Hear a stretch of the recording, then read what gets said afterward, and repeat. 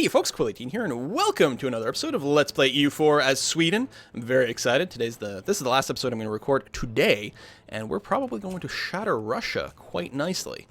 They're going to escape there on the 30th. We're going to do it on the 26th. We've got a big manpower advantage. Their leader is potentially a bit better than ours. Well, it is.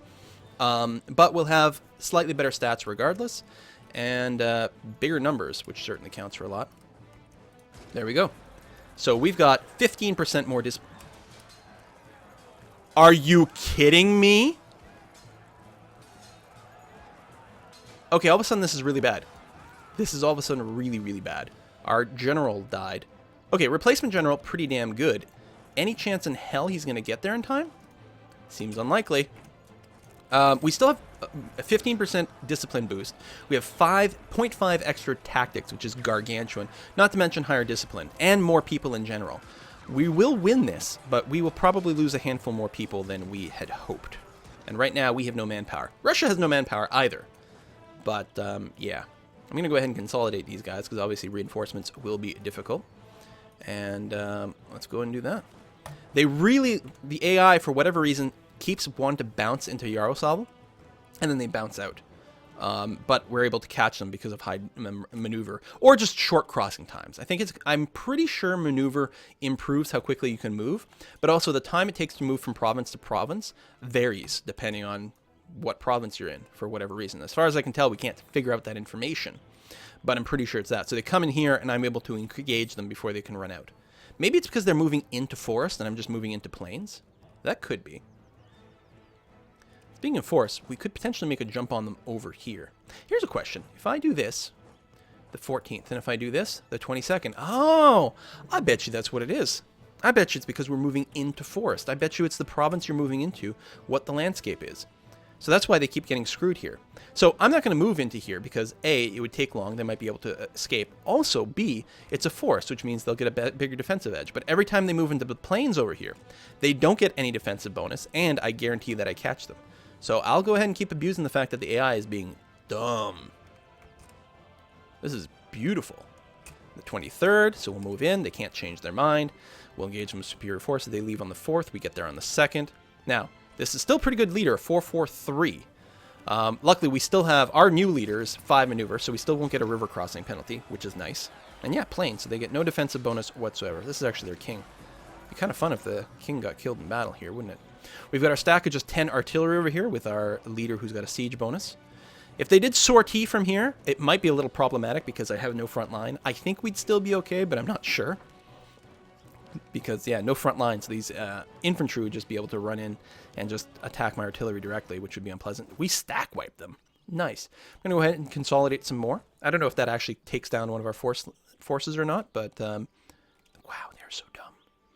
But I don't have any manpower, so I may as well make sure my front line's as strong as possible. So obviously on the 25th, we're going to move back in here. There we go. And we'll catch them again.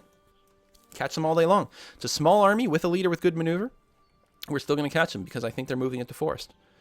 So we'll just keep smashing them. It'll be nice to grab Olenets over here. I kind of like the fact that, you know, there's a bit of Russia that is separated, so we can kind of almost siege it at will and gain a big advantage. But I think it definitely, at this point, that those borders are just ugly. We're going to want to grab that. I'd actually also really like to grab this area over here, just to give us a little bit more naval force limit. Actually, that's kind of interesting. Russia has a navy. If I take this province, I don't know if they'll have anything else that's coastal. I mean, maybe they've gone and colonized something over here that has coast, but I don't know. It would not surprise me if they'd be forced to disband their navy, which is kind of funny. And I like more naval force limit in any case, so we might want to claim that for ourselves. We'll see how it goes. We do have a couple of free diplomats. We're still going and trying to annex Tyrone over here, which will give us a little bit more land. Not quite contiguous until we eat Scotland. Have I sucked up to Friesland? Yeah, we're good there. I could fabricate some claims on things. Oldenburg left the coalition against me. So, really? We don't have a neighboring province. The sea zone doesn't count? Or no, we already have, I bet you we already have a claim on this. Yes, we do. Okay. We got a fortress here. Really? Oh, I missed that. 27th. We won't catch them. But what I can do is just wait another day or two. There you go. We're going to move the other half of the army down here. One way or another, we will catch you. Yeah, they changed their mind. Now we'll catch them. And we'll have you stay here so that you're not in the Russian area and getting the 1% attrition from their full defensive ideas. And then we'll move back. There we go. Won the siege of Novgorod. Lovely. It's a nice high base tax province. Actually, maybe we'll go in.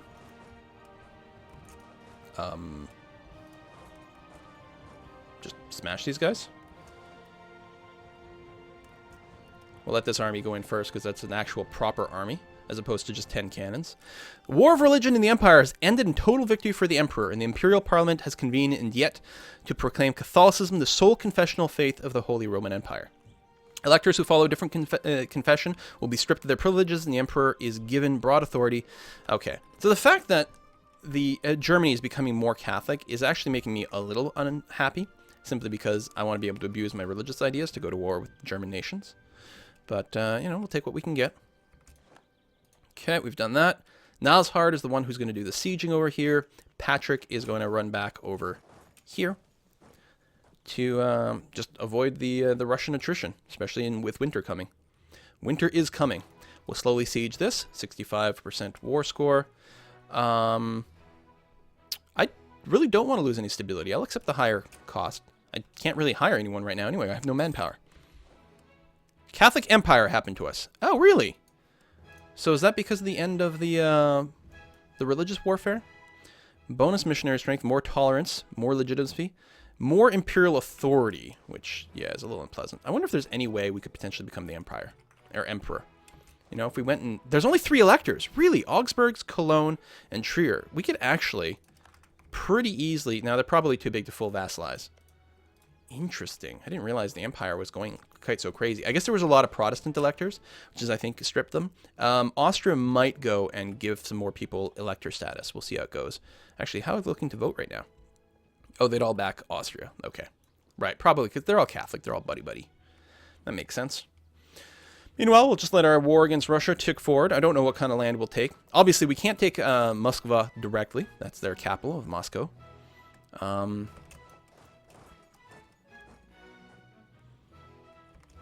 Okay, well, we'll let them keep moving in here, and then do this, and it'll be too late for them to run anywhere else. They'll change their mind about where they're going, but this army will still reach them in time. And that'll be another stack wipe. And it's their king, I believe. There's always a chance we can kill their king. What kind of Russian army do we have now? Oh, they're really low. Now, I don't want to be here in the winter, but there's something to be said now about moving into more of a carpety, CG kind of thing. We'll see how it goes. So they do have their one ally that joined in way over here, but he can't actually do anything. So that's fine.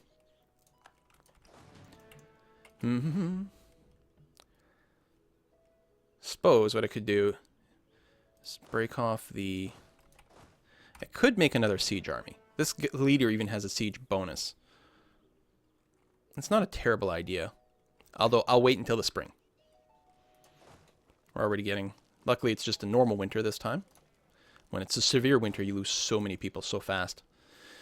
There's always a possibility we will trigger a peasant revolt once we actually annex this stuff, because then we'll be overextended. On the other hand, what we could do is we could just grab territory that has Novgorodian cores on it, and then release Novgorod. The problem with doing that is we have quite a few Novgorodian cores as well, so we'll actually lose territory that is a proper part of our country. So I guess we're not going to do that this time. We'll just have to eat the risk. One of these days, that's going to backfire on me, and I'm going to get a peasants' war. Let's go ahead and speed up. Religious unity. So people are converting to being Catholic. I wonder if the center of faith ever goes away. I actually don't know that. Oh, Russia just grew. And Poland returned to military alliance. They could join in here. You can invite people to join a war. Oh, here we're going to do the magic trick again. The 15th, you move in and just smash this army. Excellent. Exquisite. People are fabricating claims. Won the siege of the Olonets. Increased thing. We'll move you down to, I don't know, Vladimir, I suppose. Okay, new imperial reform. Austria's growing more powerful. And be a little bit scary as time goes on. Hardly worth engaging these guys. What I'm going to do is merge and move down to Vladimir. We might be able to isolate Moscow, which would be pretty nice. Where are you moving to? Oh! No. I don't know why Lithuania is able to leave now. It must have gotten open access. So you're going to Ryazan. No. You're going to Murom on the 31st. Oh, which is now. So let's make this move. We might be able to just catch them out. They're going to leave on the 7th. We're going to get there on the 13th. Okay, but we can do this trick, right? Where we keep moving. We let them keep engaging. Now we move to Suzdal. Now they're going to have to make a choice. Looks like they're not turning around. So on the 6th, the other army will move into there as well. So no matter what, we will catch them at this point. Actually, with both armies. Why? I don't know. Yeah, relative movement. It's weird.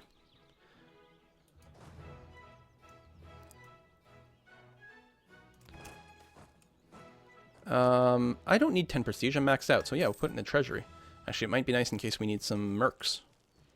So we'll still have our crazy sieging unit here. Although, because of the lack of manpower, they're having a hard time staying at 10 cannons. There's something to be said about maybe I should send them an 11th cannon over there. Just to make sure they always have the +5 siege bonus. We'll merge these guys up, and we'll actually consolidate again. We're really running low on just troops. And I'm actually going to move to Vladimir. We're going to group up here, and then we'll split this group in half. And we're going to try to grab all the territory around Moscow and see if we can't segregate it. They'll probably move their capital, but that's okay, because that'll be a base 10 province for us to eat at some time in the future. They actually are sieging that? Wow. Alright, tell you what then. Let's go ahead and split this in half. Oops, that was a detached siege. We'll split it in half, and then we'll make a pass here. Do we catch them? Yes, we do. Good. And then we'll go and just purge that afterwards. Excellent. Move you down to here. 75% war score. We've only sieged, well, 7th province technically. But we've got the capital. We've won a ton of battles. We've lost a lot of men. So have they. I really want the end of war screen to show how many people were lost in total in the war. We don't get that information. You can get in the log, no, not the log, in the, where do you get the history? History over here. You can get some information in some of the battles, but that's about it. We will go ahead and repay the loan. We're making some money right now, that's fine. Families left behind. Recent war took a heavy toll on our people. Many were called, few returned. That is true. Post-war tax relief. More lenient drafting. No, I don't want a negative manpower because it'll recover a lot more slowly. We could afford a little bit of national unrest, actually, because we have huge tolerance. And I think we still have the negative unrest guy. Yeah. We can eat that. We'll have a bit of a hard time. If we get a peasants' war, it'll be bad, guys. It'll be horrifically bad. We'll probably be able to deal with it, but it'll still be pretty bad. I'm going to go ahead and split off some of the cavalry and say half the infantry. We'll see if we can grab this guy. We probably won't be able to catch him. But what I can do is do this. There we go. Just to reduce some of the attrition and stuff. Just have another mobile force. Kill that guy off. Excellent. What I want to do is I want to sit in something like Tiver or Moskva over here with this army to be able to reinforce if anyone attacks. But I'm going to be attrition no matter what. So as a result, I may as well use this army to siege something. I mean, I'll be attritioning worse because here it's the 1% from full defensive and another 1% from sieging, as opposed to just 1% full defensive if I were to sit here, for example. But I may as well use them. Because again, I want to surround Moskva if I can. So we'll see if we can do it. It'll still lead to a little bit of border gore. Deal with it. It hurts Russia a lot to have that kind of border gore. Because their stuff is all going to be isolated and stupid. I'm going to go ahead and have this group just move in here to accelerate the siege here. It's the slowest siege we've got going on. May as well do that.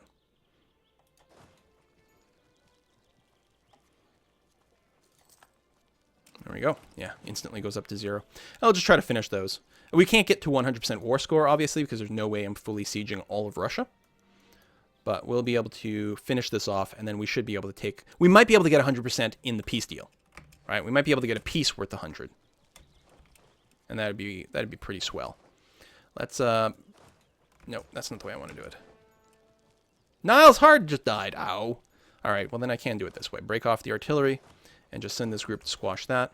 Got to be careful, because I did see a Russian army coming towards me. I'm the only thing they're at war with right now, too. You can get a new leader because you're in friendly territory. We've got pretty good tradition. It's only one maneuver, but that is a lot of frickin' fire. Do we take this fight? We'll get a river crossing. But we'll be defending in the forest, so yes. We're going to wait until the 8th, and we're going to move in. We might have to reset the siege over here. I think we will. Also detach everything that I can. Still moving in on the 9th. Okay.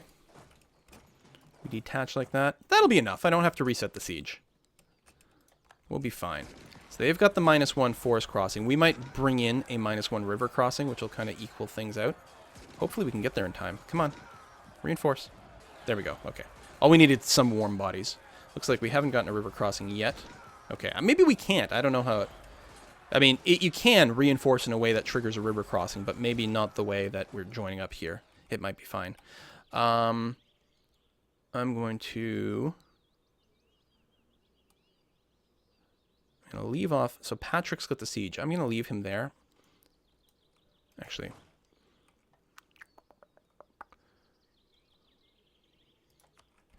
merge up the rest. Actually, we'll leave that army the way it is. And then we'll move this little guy down here. Just to help guard. Actually, let's go and squash that. And then come back over here. Maybe this way. Minimize that attrition.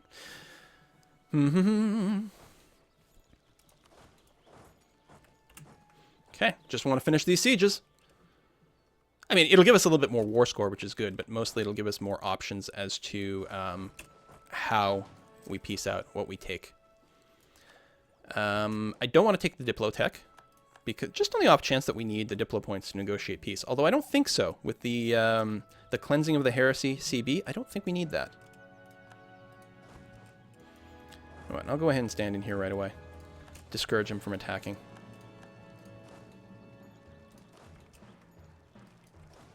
I'm going to group these guys together, do another consolidate. We have no manpower to reinforce anyway, so it doesn't really matter. Just got to finish these sieges. And we also don't want them to break the sieges, but I feel that it's pretty unlikely that they will be able to do that in time. Are you engaging me? No, you're moving up into here. You might be going around to try to engage me somewhere, which would be unpleasant. There we go. Siege number 1 is done. I'm going to go and reinforce over here right away. They might still be willing to attack. They'd have pretty superior numbers. Or they might just be looking to... No. I was going to say to liberate their capital. I'm going to get down the 14th. We'll be reinforcing on the 2nd. I'm going to detach a siege right away and start moving into position. Because I think they're still going to close in here. Yeah. I mean, they've got better than 2-to-1 numbers. They'll be fighting in the forest. They'll get a -1. This is our good fire leader. They won't get the river crossing, because they've got higher maneuver. They've got 2 versus 1, so they won't get a river crossing. And the 14th. So yeah, we'll just wait until the 13th, and then we'll reinforce. I think we'll still win. But at the very least, we've got to defend. We won't have the numbers. Definitely a bit of a problem. We won't have the numbers. But we still have just gargantuan stats. We're inflicting... Well, we should be inflicting so many more losses on them, but the problem is we don't have a front line. Oopsie-daisy. Okay, we need to make sure we actually win this war, which is going to mean taking out a loan, maybe even 2, and building all the mercs we've got. Yeah, I'm going to take another loan out. We need to make sure we win. And I'm going to be pissed that we're not going to be able to siege Tula, because that means we're not going to have an isolated capital. Did I not just take a loan?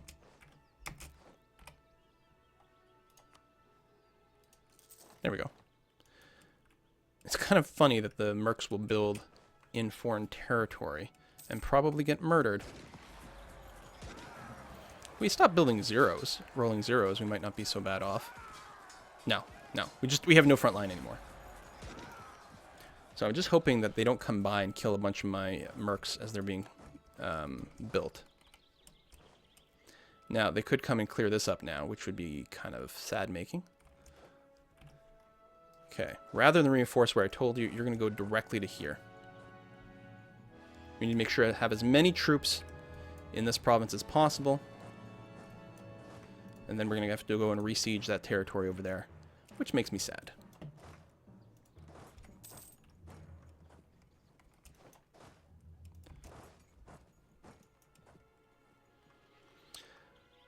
But I don't think they'll be in position to win a second battle like that.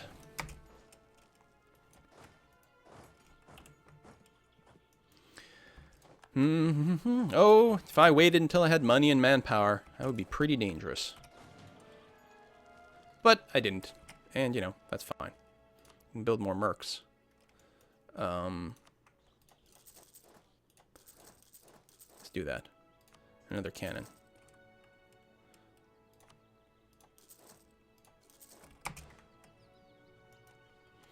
Yeah, they're not jumping in. They're going to try to besiege their capital, which I guess is pretty fair.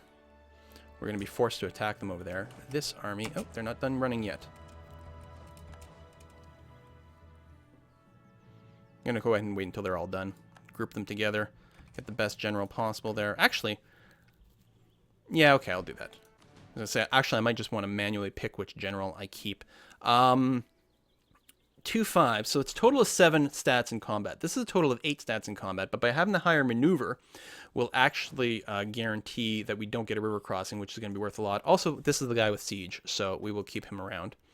I'm going to make him take the long way around and then arrive there. It sucks that we don't have a leader at all over here. Let's actually... Hang on. Let's get the siege leader there right away. That makes sense. Backup leader over there. That way we can get an extra bump to our siege tick over here. Finish that up. And then we might actually just move to Tula. We don't need to have their capital sieged, actually, now that I think about it. It's completely irrelevant. Well, it's not. It's worth a lot of war score. But it might be better off... Well, let's just group up in Tver over here. And maybe actually just go and smash their army. But what's important is grabbing Tula, because we want to grab all the territory around the capital. Holding the capital gives us a lot of war score and gives them a lot of war exhaustion and all that kind of fun jazz. Is it winter? Of course it's winter. So we're getting crazy attrition. Well, they're not getting any in here at all. Because it's their base territory. Even though they're sieging, they won't get the 1% siege. Okay.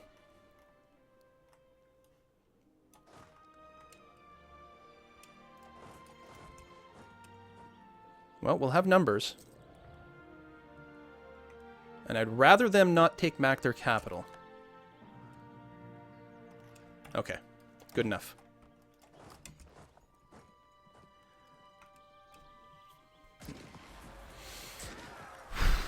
It's going to be tough.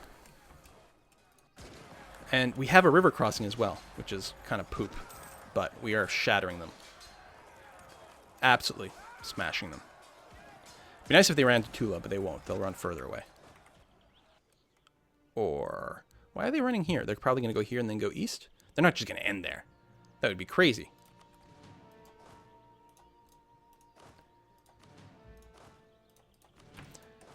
Just on the off chance, I will follow them there. But I don't expect that will be the case. Actually, hold on. This small group, you can go and start the siege on Tula right away. No. Okay. And yeah, we're going to move everyone there, even though it's a Russian winter. And they've got full defenses. We're going to make sure we've got all our troops over here, then we'll figure out what we want to do with our cannons. Actually, you have a cannon, so no, we'll move you here too. We actually don't have very many cannons, because we lost a ridiculous number of them by having no infantry. I mean, we did good, but this is a costly frickin' war. We have 20k troops overall. Okay, and it's a siege guy. Good. What we can do is take the infantry, move them here. And we'll leave some cavalry there, it's fine. But I'm just going to try to minimize how many people are in the province that gets the max attrition. Of course, it's still a severe winter. Can't do anything about that. That'll go away in a month, hopefully. Peace offer from Russia? No. We're going to wait until we can get that, as well as sign a leader back over here. We want Tula. Sweating sickness. I'd rather not lose stability, because it's going to encourage the chance of getting a peasant war. I think I'll eat the Diplo. I already got enough loans. I certainly won't want to make things worse. I got a lot of Diplo points. I'm not saving them for anything specific right now. I'm saving them for the peace deal just in case I need it, although I shouldn't. And then, ideally for ideas and stuff. We're getting our first call to peace. We'll get there soon enough. We can get a cardinal, but I would much rather... That's a 200-point admin power swing. I'd rather be at plus 100 than negative 100 that way. So by picking the bottom option, it's almost the same as, you know, one way versus the other. In one situation, I'm 200 points ahead of the other. So that's the one I want, because that is pretty lots. Call for peace. War exhaustion's getting there. It's not quite problematic yet. We're going to take Tula first. Let's go ahead and go to speed 5 for a sec. Just to finish this up so we can get our peace deal before the end of the episode. And then we'll deal... Our whole next 3 or 4 episodes is going to be dealing with the fact that we have 0 manpower, no army, poor economy, all that kind of jazz. All right, Russia, it's time for peace. I think this has gone on long enough. So, can I do something like this? Yes. And if I sort by war score, I can also take Olonets, which we might want to do. Alternatively, I can get you to break some treaties, like with Poland, because I might want to attack Poland soon. I think there's more value in doing that. Sorry about Olonets, sorry about the border gore, but this border gore is intended to hurt Russia as much as possible, and that's exactly what's going on over here. So, I think rather than taking Olonets, I think we're in a stronger position if we do this. We are going to be at 104 overextension. Maybe 112. We might get some really bad events here.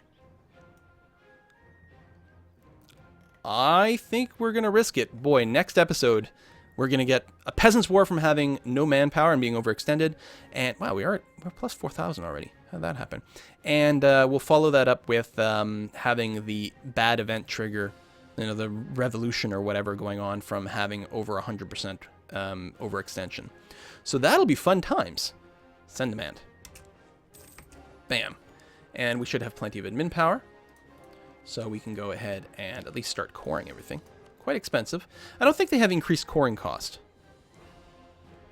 No, they don't have increased coring cost. They're just really high-value provinces.